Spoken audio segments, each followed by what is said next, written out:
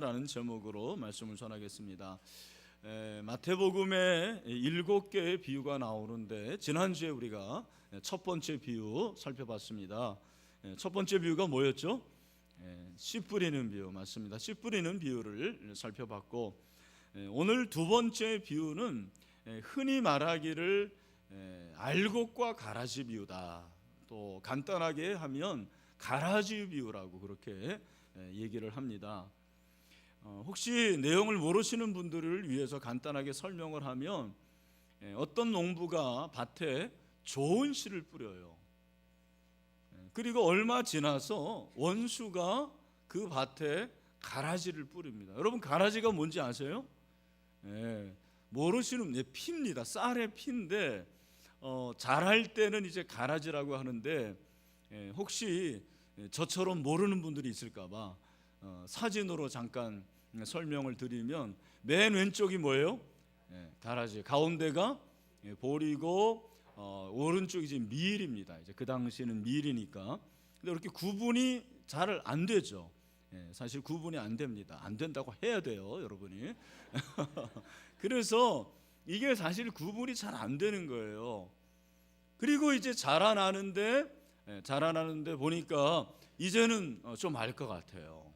가라지가 종들의 눈에 들어오고, 그 가라지가 눈에 들어오니까 거치장스러운 거예요. 또 가라지 때문에 좋은 씨에서 나온 알곡이 자꾸 이게 폐를 죽는 것 같은 그런 생각이 들어서 종들이 주인에게 와가지고 물어보는 거죠. 뭐라고 물어보겠습니까? 주인님, 그냥 가라지를 다 뽑아버릴까요? 그렇게 물어보는 거예요. 주인은 뭐라고 그러는 거예요? 아니다, 추수 때까지 남겨둬라. 추수가 되면 자연히 다 정리가 될 거다. 그래서 가라지는 묶어가지고 어디에? 풀무불에 던져지고, 알곡, 이제 좋은 씨에서 나온 곡식은 내 곡간이라고 그랬어요. 그래서 그 예수님의 곡간에 들어갈 거다. 이것이 간단한 비유의 그 줄거리예요. 첫 번째, 두 번째 비유 모두 다 공통점은 씨를 뿌리는 거죠. 씨를 뿌리는 건데, 차이점이 있다면 첫 번째 비유는 그냥 씨를 뿌린다고 했고, 오늘 두 번째 비유는 어떤 씨예요? 좋은 씨 맞습니다. 좋은 씨를 뿌렸어요. 그게 차이점이에요. 그런데 이 비유가 첫 번째 비유처럼 어려운 비유였습니다. 저도 이 본문을 보는데 사실 설교 준비하는데 쉽지 않았습니다. 예수님께서 이 비유를 통해서 말씀하시는 것이 무엇일까? 늘 우리가 거기에 초점을 맞춰야 되잖아요. 근데 예수님의 제자들도 첫 번째, 두 번째 비유 다 해변에서 들었는데, 예수님이 집에 들어가셨을 때 재차 물어보는 거예요. 예수님, 도대체 예수님이 말씀하신 그 가라지 비유의 뜻이 뭡니까? 설명해 주세요. 예수님이 설명을 해 주시는 것이 우리가 읽지는 않았지만 37절부터 나오는데, 자, 37절부터 39절까지만 우리 같이 한번 읽어봅시다. 한 장 넘기면 돼요. 네, 성경이 없는 분들은 옆에 있는 분들과 같이 보시면 됩니다. 시작. 대답하여 이르시되 좋은 씨를 뿌리는 이는 인자고 밭은 세상이고. 좋은 씨가 중요해요. 좋은 씨는 뭐라고 했습니까? 천국의 아들들. 그러면 가라지는 악한, 여기 악한 자는 나쁘다는 말이 아니고 누구겠습니까? 사단이죠, 사단. 네, 사단의 아들들이고, 가라지를 뿌린 원수는 누구예요? 마귀고, 추수 때는 세상 끝이고, 추수꾼은 누굽니까? 천사. 추수꾼이라는 게 원래 나와요. 저 신천지에서 사용하는 게 아니고 원래 좋은 의미인데, 저 신천지 애들이 저렇게 사용해가지고 좀 뉘앙스가 안 좋아지지만, 이걸 이제 예수님이 설명을 하신 것입니다. 여러분, 우리가 이제 이 본문을 설교를 들었을 때, 저도 어렸을 때부터 설교를 들었기 때문에 제 기억의 본문의 설교는 이렇습니다. 목사님들이 이제 주로 교회 안에도 알곡이 있고 가라지가 있다. 저는 동감합니다. 교회 안에도 분명히 알곡이 있고 가라지가 있어요. 근데 그런 설교를 들을 때 어린 마음속에 제 마음에 내가 가라지면 어떡하지? 이런 생각이 들었던 기억이 나요. 그래서 목사님들이 여러분은 알곡 신자가 돼야 됩니다. 그렇게 설교를 하시는 거예요. 여러분 알곡 신자가 되시길 바랍니다. 아멘이죠. 그렇죠. 우리 신일교회 출신인데 가라지다.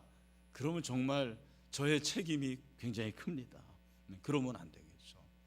그리고 이제 또 한 가지 우리가 이 설교를 우리의 이제 삶에서 잘못 적용하는 게 뭐냐면 성도들 중에서 마음에 안 드는 사람들을 어떻게 하냐면 저 가라지야 가라지 저거, 저 김집사 저거 가라지, 말로는 못하지 속으로.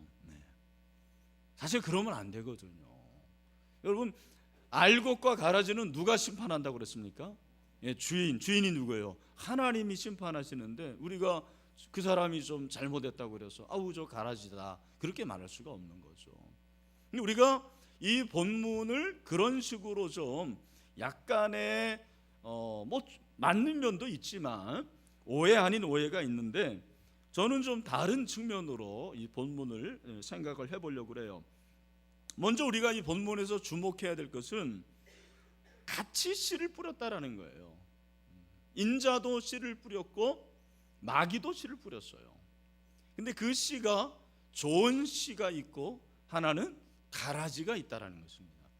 그래서 좋은 씨를 뿌리면 좋은 씨는 결과적으로 뭐가 되는 거예요? 알곡이 되는 거예요. 좋은 열매를 맺는 것입니다. 그러나 가라지를 심으면 가라지는 나중에 뭐가 되죠? 가라지는 가라지입니다. 피라고 얘기를 하긴 하지만 가라지는 가라지가 되는 거예요. 근데 여기서 이제 가라지가 생겼을 때 종들과 주인의 반응이 다른 거예요. 우리가 관심을 가질 게 그거예요. 가라지를 봤을 때 종들은 무조건 어떻게 하는 거예요? 뽑아버립시다. 그게 종들이에요.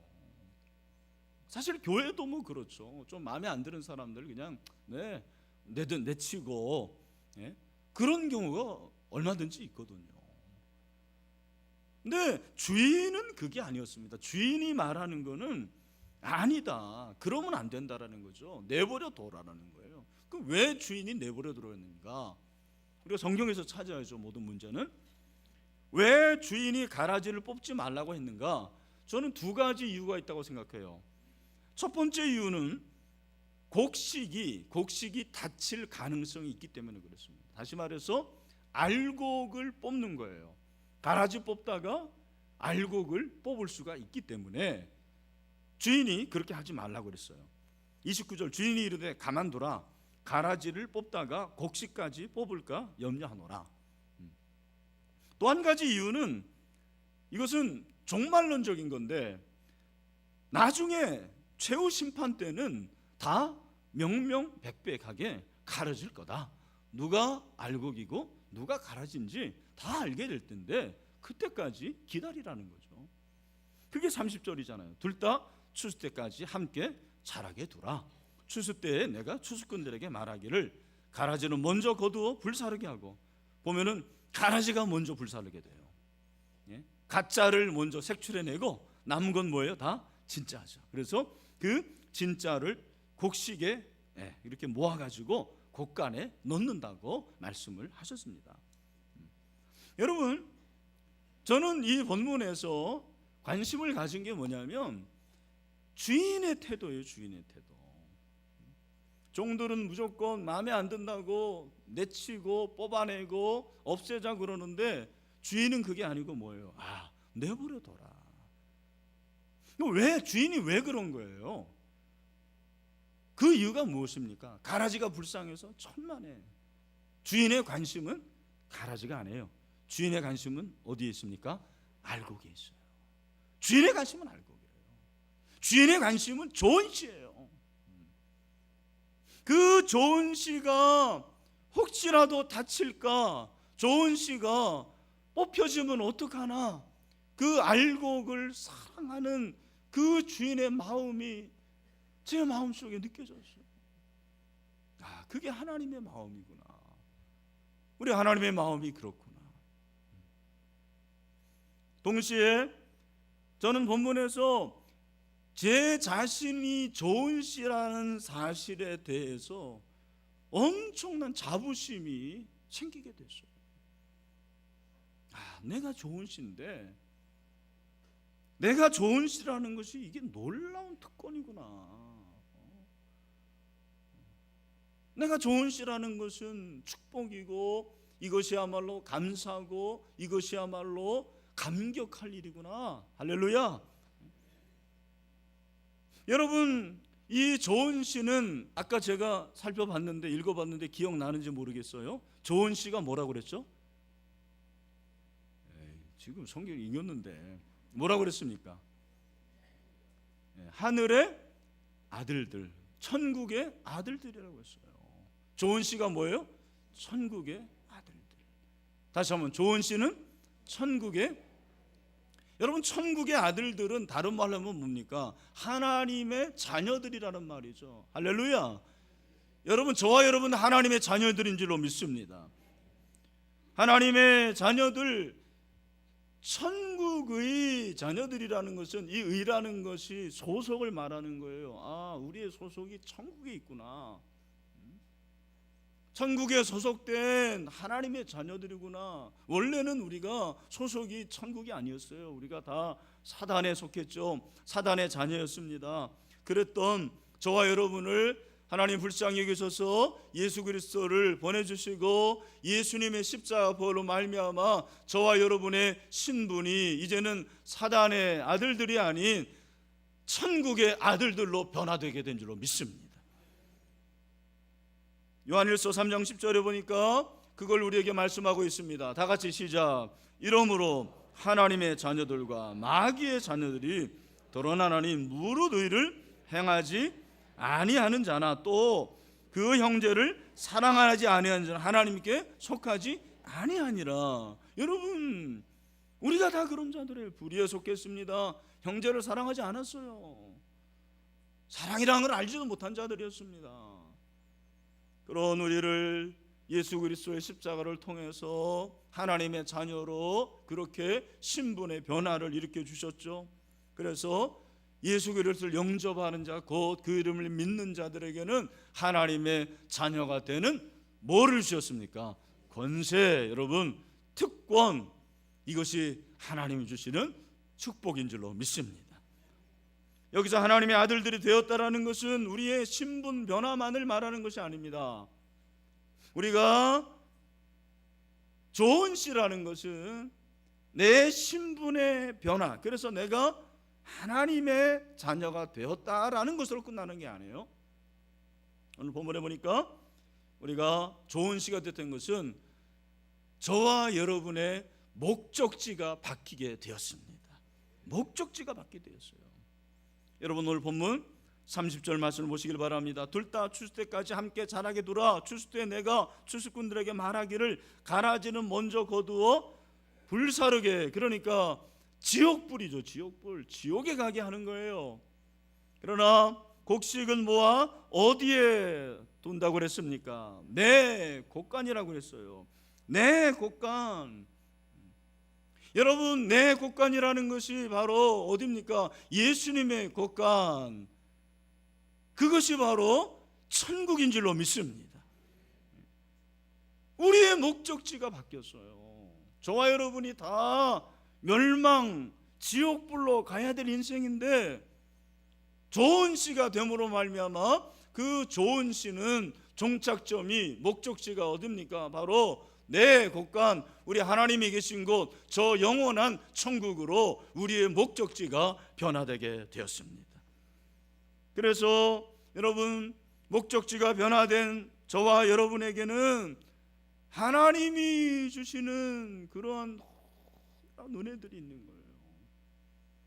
저 천국에 간다라는 것은 천국에 갈 수 있는 시민권이 생긴 거죠. 시민권. 여러분 가운데서 서울에 사는 분들 있죠.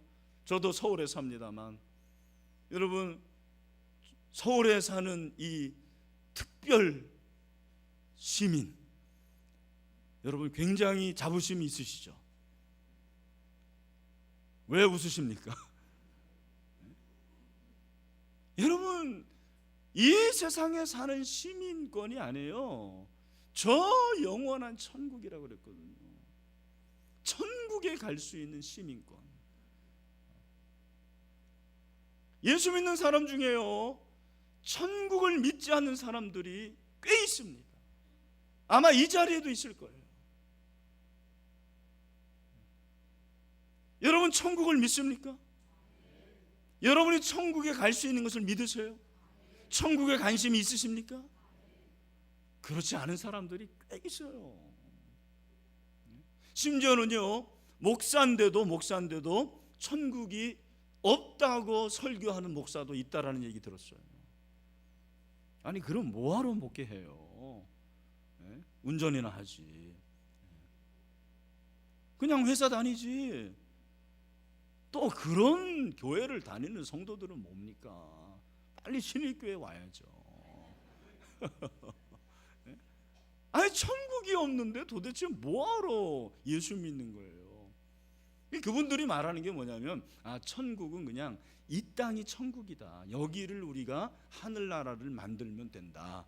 이 무천년설의 영향을 받은 사람들이 잘못 해석해가지고 그렇게 되는 거예요. 여러분 정신을 차리십시오. 만약에 여러분이 천국이 없다 그러면 저는 그건 믿음이 아니라고 생각해요. 종교예요, 종교. 여러분 우리 모두 다 천국의 아들들입니다. 그 말은 우리의 목적지는 천국이라는 거예요. 최종 목적지는 천국입니다. 사도 바울이 말했어요. 빌립보서 3장 20절 말씀에서 우리 다 같이 한번 비전홀에서도 또 우리 사무실에서도 영화부실에서도 3층도 우리 다 같이 크게 시작. 그러나 우리의 시민권은 어디 있어요? 하늘에 있는지라. 거기로부터 구원하는 자 곧 주 예수 그리스도로 기다리노니. 아멘. 여러분 우리의 시민권은 천국에 있습니다. 천국에 있어요. 천국. 바울이 이 얘기를 할 때는요, 어떤 걸 염두에 뒀냐면 로마의 시민권을 염두에 둔 거예요. 로마의 시민권과 천국 시민권을 비교한 거예요. 여러분 당시의 로마의 시민권이라는 건 정말 대단한 거예요. 우리는 그걸 잘 모르는 거죠. 그 당시에 그러니까 BC 주전 한 3세기부터 성경이 쓰여지는 1세기 근방에는 여러분이 아시는 대로 로마가 세계를 제패를 했어요. 그렇잖아요. 지중해와 유럽과 그리고 아프리카까지 다 로마가 지배를 하지 않았습니까? 근데 그 화려하고 엄청난 로마도 멸망을 당할 위기가 있었어요. 여러분 로마에 항거하고 로마와 전쟁을 치른 민족 중에 대표적인 민족이 바로 카르타고 민족이에요. 그 카르타고에 유명한 장군이 있는데 누구죠? 한니발이에요. 한니발이라는 장군이 로마와 정면 대결을 해요.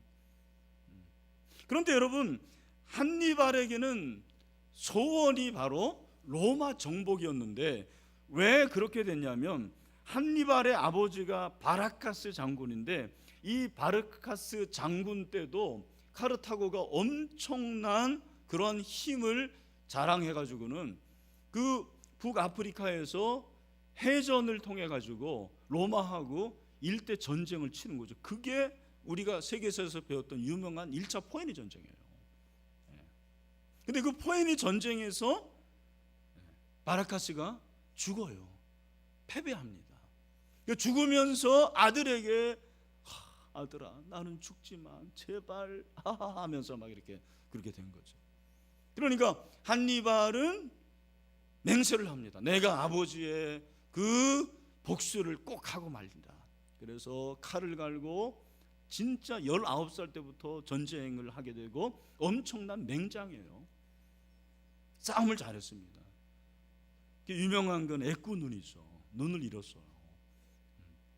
그래서 이 카르타고가 한니발 때에 엄청나게 세력을 불려가지고는 드디어 주전 218년에 로마와 전쟁을 하는 거예요. 시작했습니다. 근데 이번에는 배를 타고 해전을 한 게 아니고 어떻게 하냐면 알프스로 가가지고, 로마가 이렇게 장화처럼 생겼잖아요. 그런데 그 북쪽에 알프스 산맥이 있는데 그 알프스 산맥을 거쳐가지고 북쪽에서 내려오는 거예요. 엄청난 거죠. 여러분 가운데 알프스산 가보신 분들 있죠? 여러분 거기 지금도 차 타고 못 갑니다. 그런데 걸어서, 그리고 탱크가 있습니까? 그래서 탱크 대신에 이용한 게 바로 코끼리잖아요. 코끼리를 타고 그 알프스를 산맥을 타가지고는 밑으로 내려오는 거예요. 그래서 그 로마가 작은 나라였지만 이 로마는 연합 국가였어요. 그래서 로마의 속주들이 있었고 동맹 국가들이 모인 나라였는데 한니발이 하나씩 그렇게 점령을 해가는 거죠.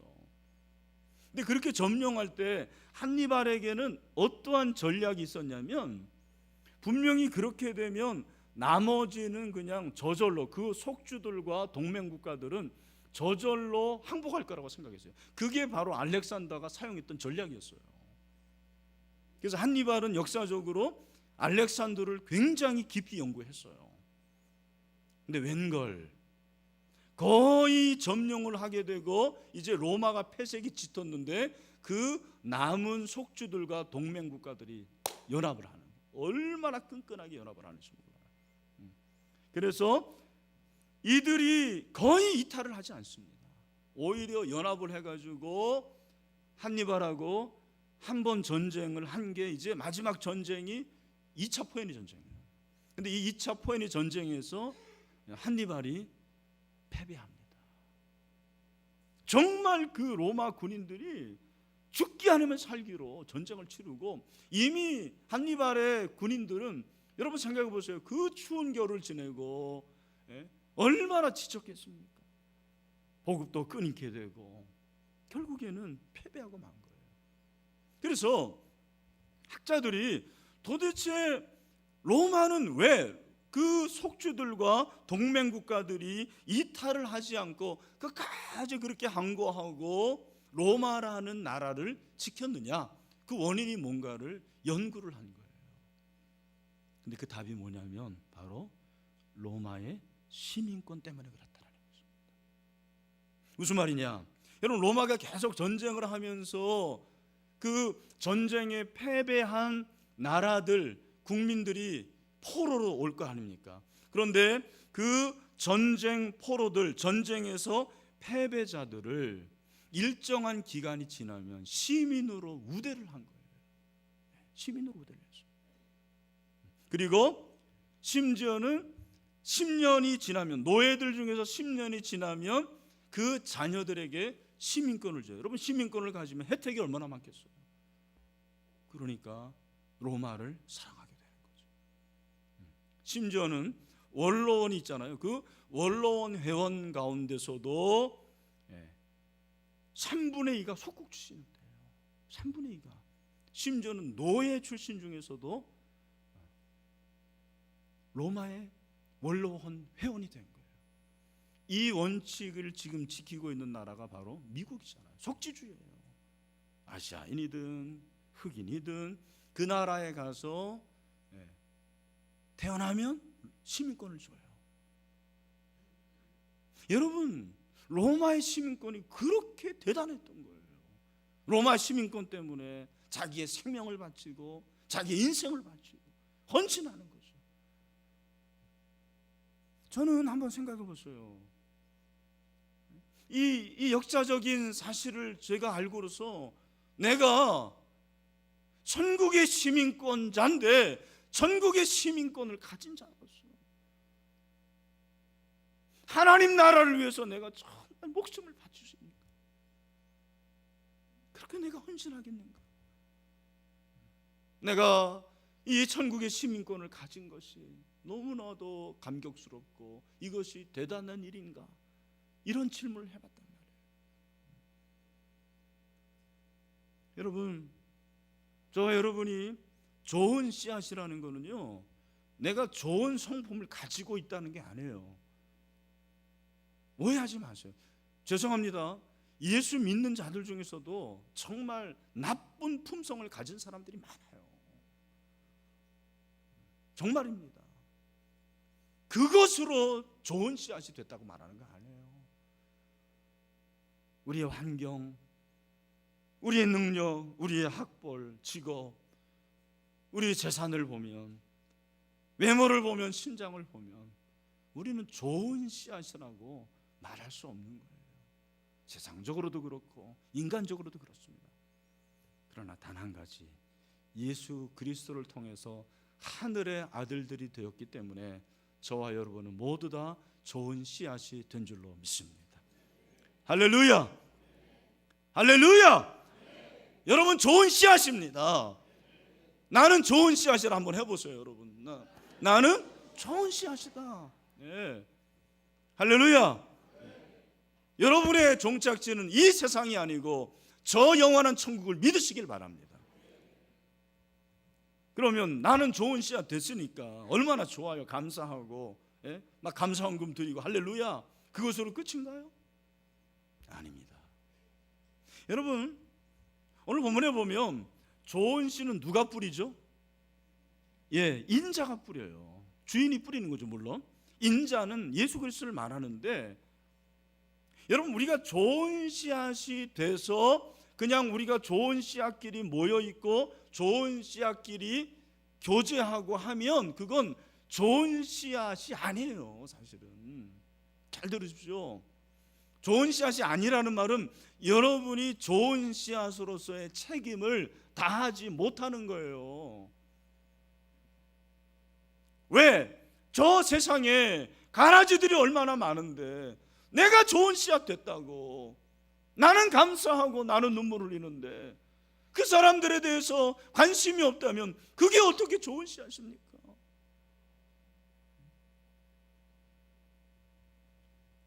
여러분, 예수님이 물론 씨앗을 뿌리셨죠. 좋은 씨앗 뿌리셨어요.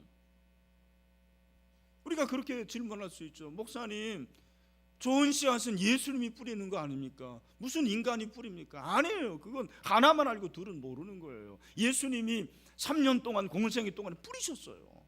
그리고 그분은 자기의 사명을 완수하고 십자가에 피 흘려 죽으시고 부활하시고 승천하셨다고요. 승천하시면서 저와 여러분에게 마지막 위임을 하셨습니다. 그게 뭐예요? 너희는 가서 모든 민족으로 제자를 삼아 아들과 아버지와 성령의 이름으로 세례를 베풀고 내가 너희에게 분부한 모든 것을 가르쳐 지키게 하라. 이게 뭐예요? 이것이 대위임이에요. 그레이트 커미션. 저에게 주신 거예요. 여러분에게 주신 거예요. 좋은 씨앗들에게 주신 거예요. 아무리 가라지들은요 돈이 많고 그들이 능력이 있고 권력이 있더라도 그 사명을 감당할 수 없어요. 저와 여러분은 가진 것이 없고 말도 잘 못하고 능력도 없고 제대로 변변한 거 하나 없어요. 그러나 저와 여러분이 좋은 씨앗이기 때문에 우리 주님께서는 저 가라지들을 좋은 씨앗으로 만들라는 그런 사명을 주셨다라는 것을 여러분 마음에 꼭 담으시기를 바랍니다. 그래서 이 세상에 아무리 악화가 양화를 구축하는 것처럼 보이지만 그래도 복음의 씨, 그 좋은 씨를 뿌려야 된다라는 거예요. 좋은 씨를 뿌려야 될 것은 우리 책임이에요. 좋은 씨앗들의 책임이에요. 저의 책임이에요. 여러분들의 책임이에요. 교회의 책임이에요. 그들로 하여금 그 가라지들이 좋은 씨앗이 되게 하는 책임을 지는 저와 여러분이 되시기를 주님의 이름으로 축원합니다. 여러분, 악화라는 것은 뭐예요? 악화라는 것은 화가 돈이에요. 돈, 배드머니예요. 양화는 굿머니예요. 세상이 갈수록 배드머니가 많아져요. 배드머니가 지배합니다. 그 말은 세상이 점점 갈수록, 종말이 갈수록 나쁜 사람들이 득세하는 거예요. 나쁜 사람들이 많아져요. 이 세상에 나쁜 것들이 점점 많아요. 뉴스를 보십시오. 볼만한 뉴스가 뭐가 있습니까? 그러나 그래도 저와 여러분은 좋은 씨앗이기 때문에 좋은 씨앗인 저와 여러분은 좋은 씨앗을 전하고 섬기고 나눌 수 있는 사명을 가졌다라는 것을 믿으시길 바랍니다. 여러분, 교회가 이 사명을 감당하는 거죠. 저 부산에 가면 세계로 교회라는 교회가 있습니다. 손현보 목사님, 이분이 부임하고 한 달 뒤에 남전도의 원례회에 와달라고 그래서 참석을 했답니다. 그런데 원례회 때 남전도의 총무가 아주 독특한 발표를 하더래요. 여러분, 우리가 큰 꿈을 안고 5,000원씩 회비를 걷어서 강아지 한 마리를 샀는데 지금 아무개 집사님 댁에서 아주 잘 크고 있습니다. 그렇게 발표를 하는 거예요. 그래서 목사님이 강아지를 키워가지고 뭘 하려고 그러나, 강아지를 키워서 전도를 하려고 그러나, 그렇게 물어봤답니다. 그랬더니 잠시 후에 의문이 풀렸습니다. 이번 여름에 장유폭포에서 부부 동반 친목 모임을 갔는데 그때 이 개를 잡아서 함께 먹고 교제하는 것이 남전도의 주요 사업 계획입니다. 그렇게 발표를 하더라고요.